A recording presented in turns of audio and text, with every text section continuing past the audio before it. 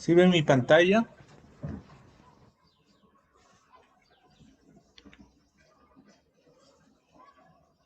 Sí, doctor, buenas tardes. Bueno, empezaremos.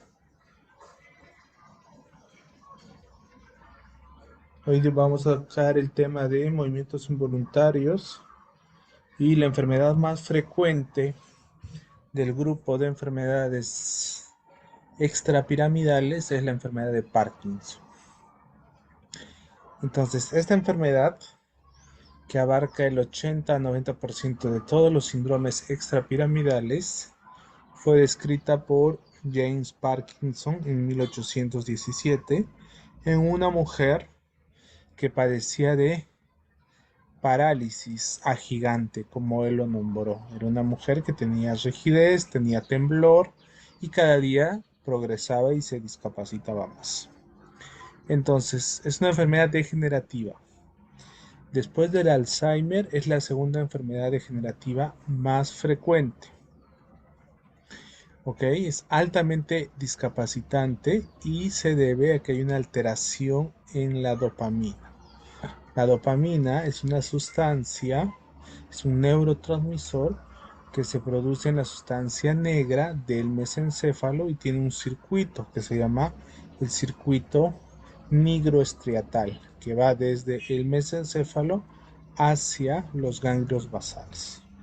Entonces, la falta de dopamina va a originar que el paciente tenga temblor, tenga lentitud en caminar o en vestirse, que se llama bradicinesia, y tenga rigidez. Entonces, habíamos dicho que es la segunda enfermedad degenerativa más común y afecta en promedio de 0,3% de la población mundial y 1 a 2% de la población mayor de 60 años.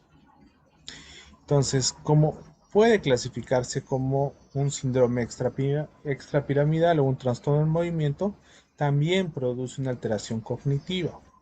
La expresión de las emociones y la disfunción autonómica son importantes. Entonces, el paciente va a tener depresión, cambios de conducta, problemas de sueño hasta 5 años antes de que aparezcan los síntomas motores y la disfunción autonómica con hipotensión ortostática, con problemas de mareos, inestabilidad postural. Entonces, dentro de los problemas emocionales, la depresión es la más incapacitante de la enfermedad, independiente de los síntomas motores.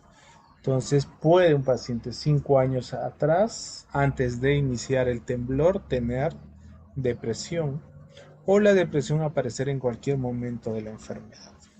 Entonces, la enfermedad tiene etapas, una etapa asintomática, la presintomática, donde va a haber trastornos de conducta, pérdida del olfato y de depresión. También puede haber acá el síndrome de piernas inquietas, en el cual el paciente patea, golpea durante la noche y son las parejas las que nos avisan que durante la noche se mueve, grita, los patea o se cae de la cama. Todo esto 5 años antes. Es cuando empieza a disminuir la dopamina que aparecen los síntomas motores. Entonces, es muy difícil de hacer el diagnóstico en esta etapa porque muchas personas pueden tener cambios de conducta, irritabilidad, pueden tener depresión, pero la pérdida del olfato sería el síntoma que nos oriente que vamos a empezar una enfermedad del Parkinson. Después de los síntomas motores, que es donde aparece el temblor, ya en las etapas avanzadas puede haber otra vez depresión y demencia, la demencia de cuerpos de Lewy y los cambios conductuales. Entonces miren cómo este es el corte anatómico de un cerebro, esta es la sustancia negra, acá es donde se produce la dopamina y esta tiene conexión con el circuito de los ganglios basales, se llama nigroestriatal, este circuito que va a originar que la dopamina circule en toda esta zona. Entonces, en la primera etapa o enfermedades sintomáticas o preiniciales, la disminución de dopamina solo es en la sustancia negra del mesencéfalo. A medida que va progresando, vemos que se afecta todo este circuito nigroestriatal hasta después aparecer síntomas cognitivos como demencia y depresión, porque todo el circuito se ha alterado porque hay un déficit importante de dopamina. Entonces, ¿cuáles son los riesgos asociados cuando sospechar en un paciente que tenga Parkinson? Hay Parkinson de tipo hereditario que se asocia a personas jóvenes, a familias con Parkinson, y hay una alteración de un gen que se llama PARX, y tenemos los pacientes más jóvenes hasta 20-25 años con Parkinson en esta forma autosómica dominante. Entonces, si yo tengo un paciente pérdida de olfacción sin ninguna otra obstrucción de sinusitis, un problema nasofaringio, disfunción gastrointestinal con diarreas y estreñimientos crónicos, alteración del comportamiento en la fase REM, que es el síndrome de piernas inquietas, y pueden o no haber hallazgos de neuroimagen. En estos pacientes podríamos hacer un estudio genético. Entonces, aparte del Parkinson, el diagnóstico diferencial son los parkinsonismos. Y el parkinsonismo son enfermedades que simulan un Parkinson, pero no lo son. Tienen otras características. Entonces, el grupo principal, enfermedad de Parkinson. Luego tenemos Parkinson degenerativo, primariamente degenerativo, y Parkinson secundario a algo. Los que son enfermedades degenerativas primarias que simulan un Parkinson son la parálisis supranuclear progresiva, en el cual el paciente, además de temblor, va a tener parálisis de la mirada hacia arriba. Entonces el paciente no va a poder mirar hacia arriba ni abajo y se va a caer al bajar las escaleras. ¿Ok? Muy importante. Luego, la atrofia multisistémica, en el cual tiene tres variantes: la variante estriatonigral degenerativa, la variante de Schidrager y la variante con oxoclonos mioclonos. Entonces son pacientes que tienen temblor, rigidez, ataxia, más componentes autonómicos importantes. Va a haber afectación cerebelosa, va a haber mucha ataxia, mucha hipotensión, y el paciente no va a responder al tratamiento con levodopa. Igual la degeneración córtico-basal.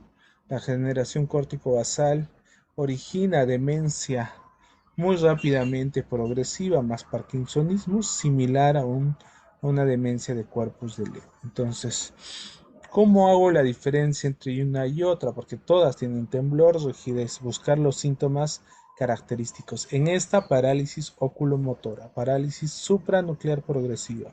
En esta, mucha ataxia y cambios autonómicos. Y en la degeneración córtico-basal, mucha demencia. Porque recordemos que la demencia aparece al final. Si vemos este cuadro, al final de la enfermedad, no al inicio.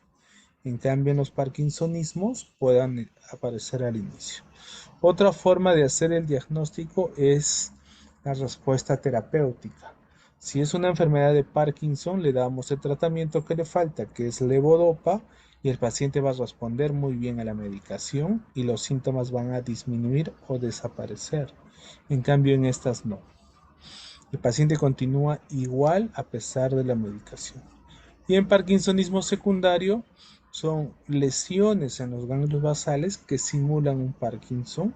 Entonces, stroke, tumores, problemas de cobre, de magnesio, que pueden originar lesión en ganglios basales, núcleo estriado, tálamo, que van a originar Parkinson. ¿Y cuál es la diferencia? Que, por ejemplo, si es un stroke, tiene un infarto en esa zona, y bruscamente al día siguiente el paciente va a tener temblor, rigidez.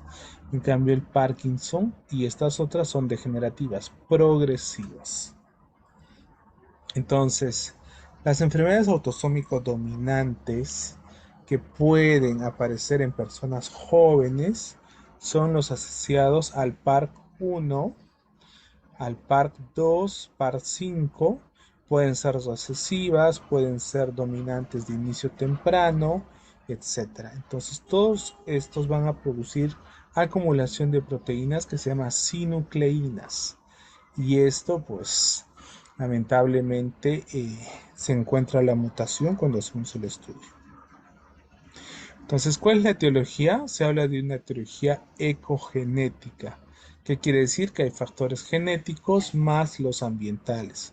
Entonces, el Parkinson es no solo en mayores de 60 años, si bien es el grupo etario más grande, pero hemos visto que la forma hereditaria puede aparecer hasta en 20-25 años.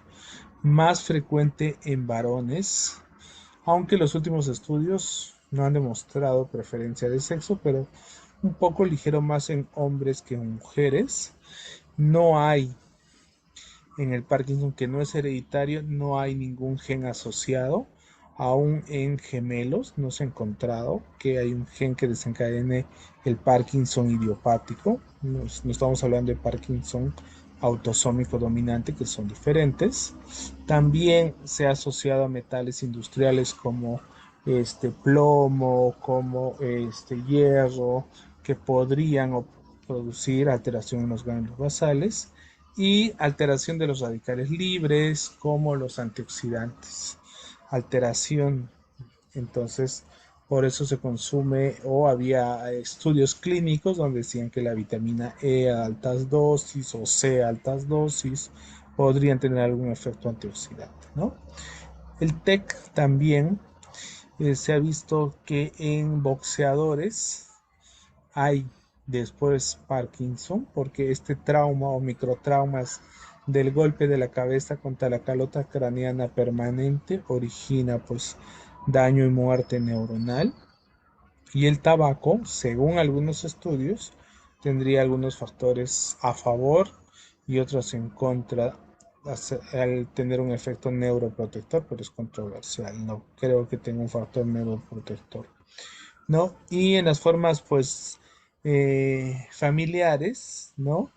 Hay, aparte de eso, una hipótesis multifactorial. Entonces, hay una degeneración de células dopaminérgicas en la porción compacta de la sustancia negra.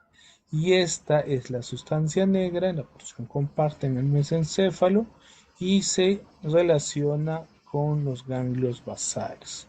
Globo pálido interno, externo, putamen, sustancia negra, núcleo subtalámico y el tálamo. Entonces todos estos, tanto en café como en verde, son los núcleos de los ganglios basales.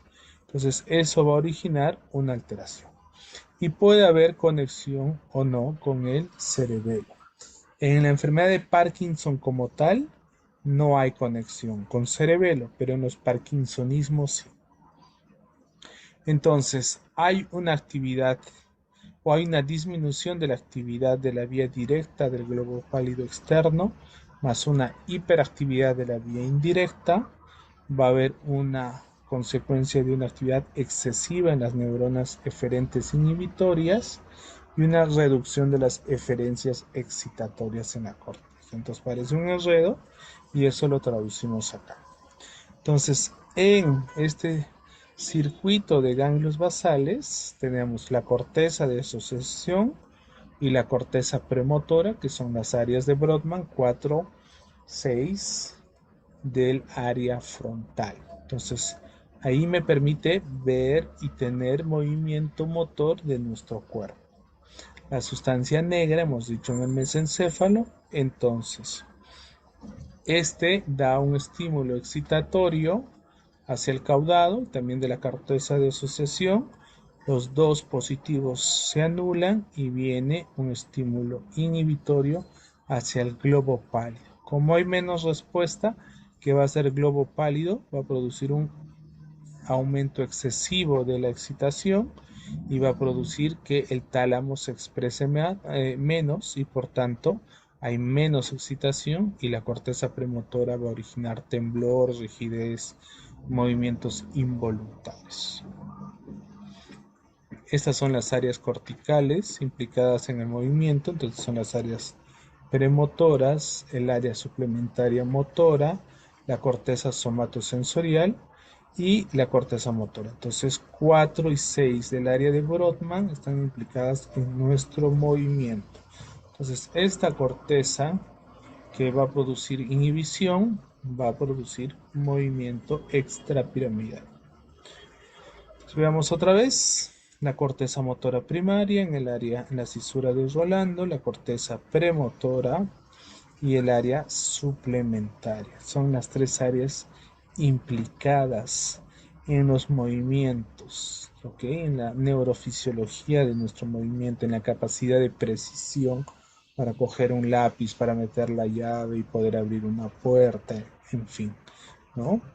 Y eso se altera, entonces el paciente pierde el control voluntario de su movimiento. Entonces las proyecciones de la corteza, los ganglios basales hacia el área suplementaria y el cerebelo hacia el área premotora en los síndromes extrapiramidales, diferentes o en los parkinsonismos.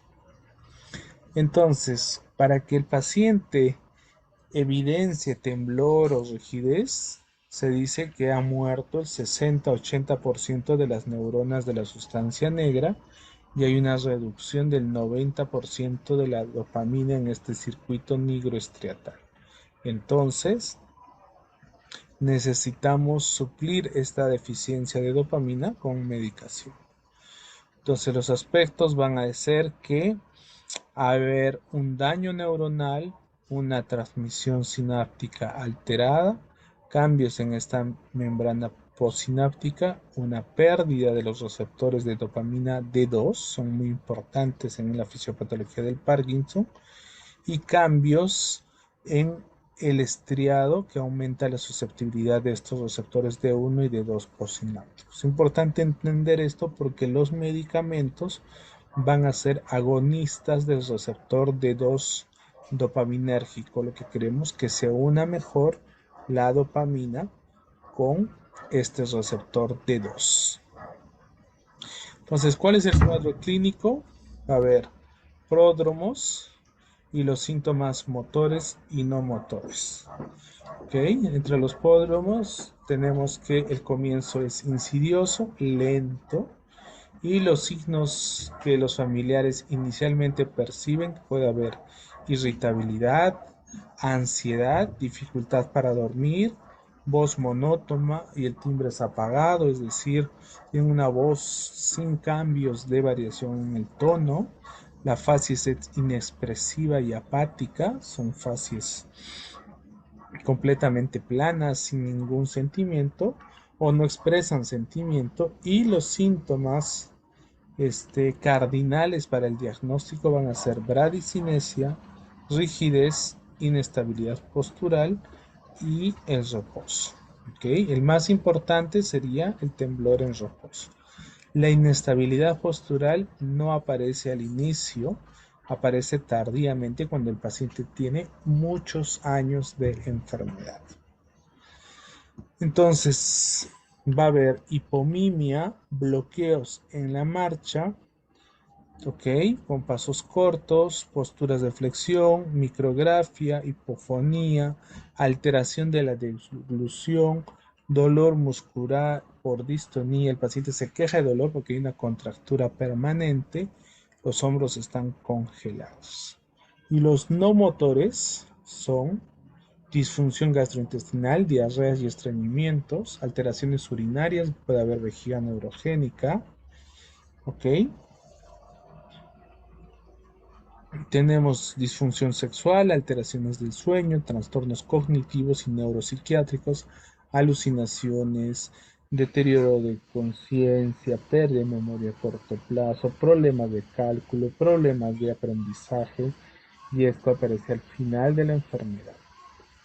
¿Ok? Entonces, ¿qué otros trastornos depresivos y enfermedades médicas vemos? Que hay depresión no solo en Parkinson, también un infarto vascular, isquémico, en Alzheimer, en cáncer, en miocardio, pero los pacientes con Parkinson tienen hasta el 33% de depresión. Entonces es importante manejarlo porque la depresión también me da deterioro cognitivo.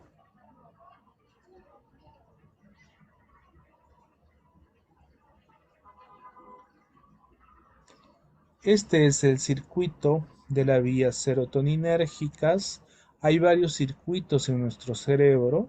Por ejemplo, este es de la vía de la serotonina. Ustedes saben que la serotonina da la sensación de placer, de bienestar, y cuando esto se altera, pues da depresión.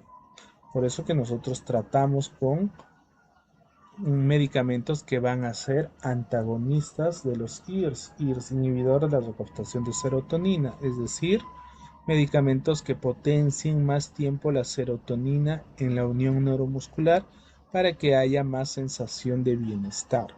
Y este circuito también empieza en el núcleo dorsal del mesencéfalo, cerca al circuito nigroestriatal, y va hacia el hipotálamo, hacia la amígdala que dan las emociones, va hacia el tálamo y al sistema límbico. Entonces ven acá que esta parte de la fisiopatología del Parkinson. No solo el Parkinson, de la mayoría de degenerativas, porque en Alzheimer también se altera este circuito.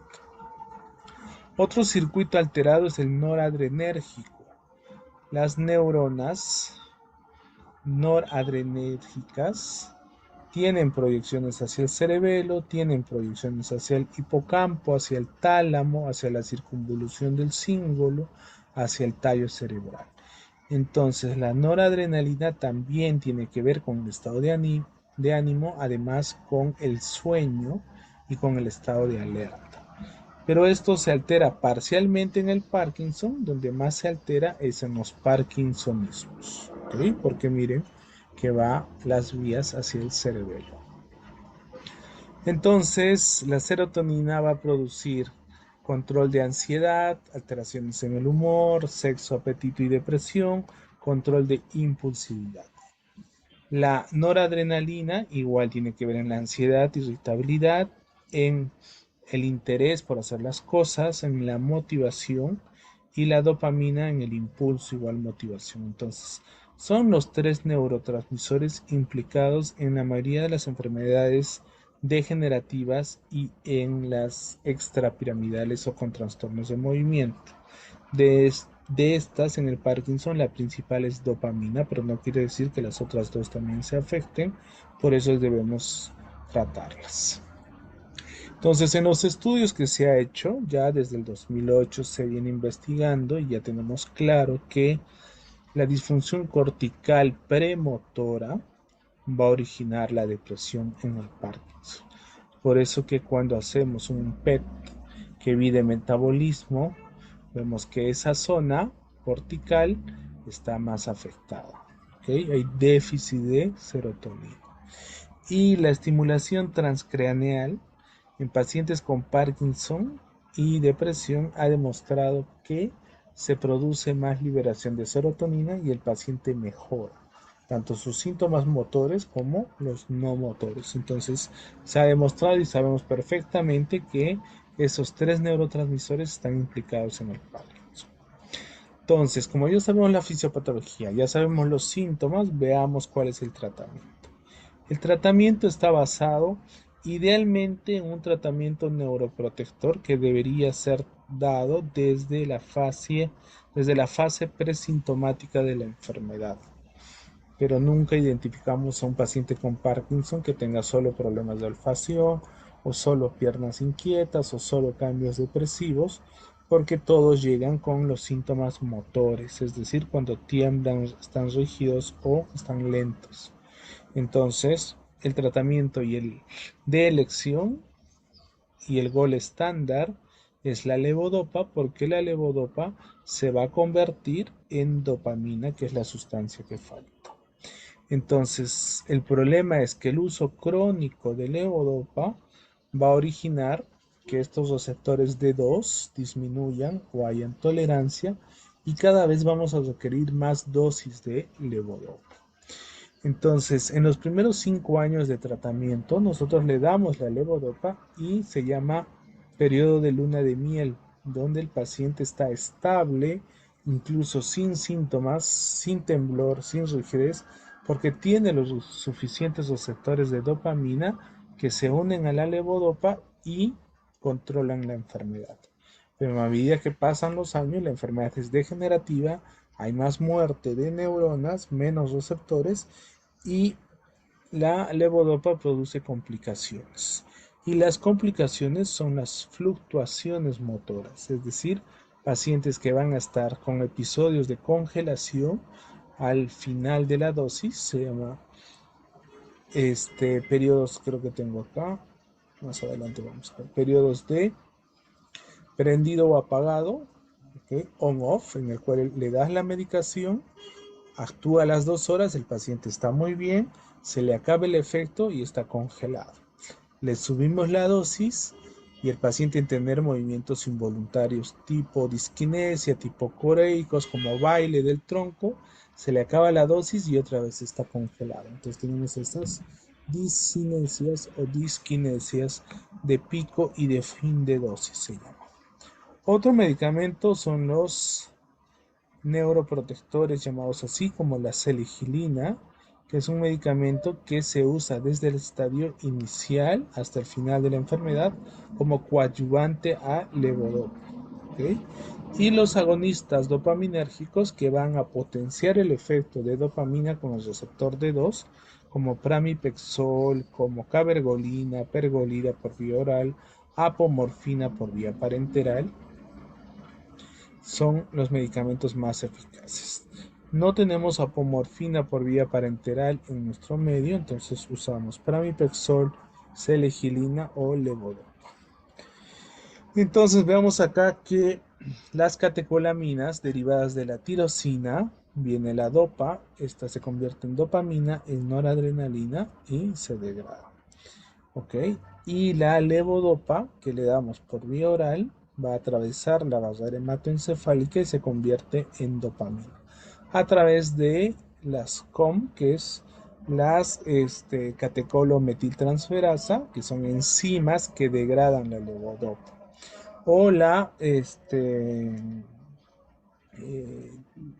vemos que la MAO, también monoamino oxidasa, son enzimas que van a degradar finalmente la dopamina. Entonces, los medicamentos en sus presentaciones farmacéuticas vienen asociadas a un inhibidor de COM o de MAO. Entonces viene levodopa, carbidopa, levodopa benseracida, levodopa entacapone. Son las enzimas que hacen que la levodopa no se degrade en hígado, ni en riñones, ni en el estómago y pase la barrera hematoencefálica, o sea, pase al cerebro directamente como levodopa y ya en el cerebro se degrade a dopamina. Si no, se pierde su efecto. Entonces tiene que ir con un inhibidor de la monoamina oxidasa o de la carboxilasa.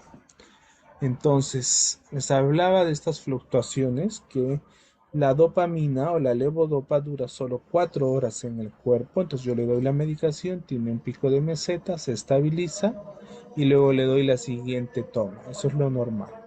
Entonces, cuando hay deterioro de fin de dosis, ¿qué quiere decir? Que el efecto dura menos horas y el paciente requiere tomar su medicación más pronto. Y así, cada que pasan los años, hay periodos de on-off, prendido y apagado, donde el tiempo de duración del medicamento se acorta. Entonces requerimos darle más dosis o cada 4 horas, cada 6 horas, dependiendo, y eso hace que haya más complicaciones. En cuanto a las discinesias, aparecen discinesias de pico de dosis, el paciente tiene movimientos tipo baile, como coreicos, se le acaba el efecto y tiene rigidez. Discinesias de fin de dosis. Entonces, cuando esto pasa, generalmente es después de unos 10 a 15 años de haber tratado al paciente, ya se requiere que el paciente vaya a cirugía. Necesitamos colocar un aparato que es el sistema de DBS que va conectado hacia los ganglios basales y controlan los movimientos de forma externa a través de un control remoto, como si fuera un robot. Podemos nosotros controlar el mayor o menor movimiento de las extremidades. Ok, entonces los antidepresivos, hablando, lo que van a hacer es bloquear tanto o la degradación de serotonina y noradrenalina. Entonces tenemos antidepresivos duales que bloquean ambas cosas. Son los mejor usados en pacientes con enfermedades degenerativas, norepinefrina y serotonina. ¿Ok? Y dentro de estos los IRS serían los principales, usados desde ya 3 años o un poco más.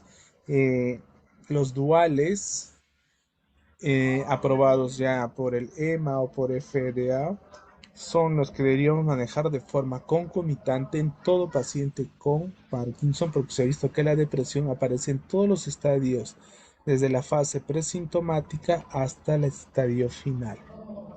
Y los duales, como les decía, son los más usados, son los que inhiben la recaptación de serotonina y noradrenalina, como venlafaxina y duloxetina. Son los que más se usan en Parkinson, ¿ok? Independiente de tratamiento específico. Estos son seguros. Se ha visto que los IRS tienen buena adherencia en pacientes con Parkinson en los metaanálisis realizados. Y el evento adverso más frecuente a tener en cuenta puede ser el aumento de la presión arterial o básicamente efectos gastrointestinales. Recuerden que el paciente con Parkinson puede tener disautonomía, hipotensión, y este medicamento puede también producir lo contrario, aumento de la tensión arterial, y pueden producir náuseas y vómitos, lo que ya la enfermedad da, que son los síntomas no motores. Entonces, en todos los estudios debemos siempre tratar de la mano con antidepresivos duales como venlafaxina, IRS versus placebo, son todos los metaanálisis que avalan el uso de esta medicación. Igual que duloxetina es un medicamento muy bien usado para Parkinson en pacientes con depresión mayor o con cambios psiquiátricos, con demencia. Se ha visto que el deterioro cognitivo lo puede estabilizar. Entonces, todos los estudios que se tienen sobre Parkinson incluyeron pacientes tratados con inhibidores de recaptación de serotonina, y también debemos dar medicamentos dopaminérgicos como el pramipexol, que va a mejorar los efectos motores y depresivos. Es clase 1. Entonces, son medicamentos que deben ir de la mano. Entonces, en conclusión, todo paciente con Parkinson sabemos que es una enfermedad degenerativa progresiva multifactorial. Debemos identificar en qué estadio preclínico está el paciente y debemos iniciar inhibidores de la recaptación de serotonina desde el inicio. También podríamos usar duloxetina, que puede ser usado en pacientes desde las etapas preclínicas. Si ya tenemos la etapa clínica donde ya tiene los síntomas motores, el tratamiento es levodopa. Podríamos dar un agonista dopaminérgico como pramipexol, y si el paciente ya tiene cuadros de demencia, dar los antidepresivos más un antipsicótico. Y en este caso el antipsicótico que usamos es quetiapina, ya que los otros antipsicóticos típicos como risperidona, haloperidol tienen como evento secundario síndromes extrapiramidales, entonces no se usa. Quetiapina es el más seguro. ¿Ok? Eso sería todo en cuanto a Parkinson. Si tienen preguntas,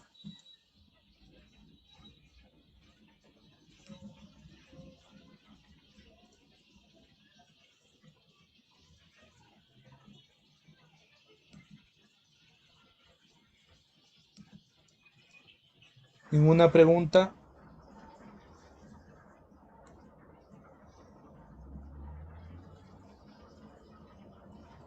Todo claro. Todo claro, muy bien. Entonces, con eso hemos terminado la teórica de hoy. Gracias, doctor. Buenas tardes. Hasta luego. Gracias, doctor. Hasta luego.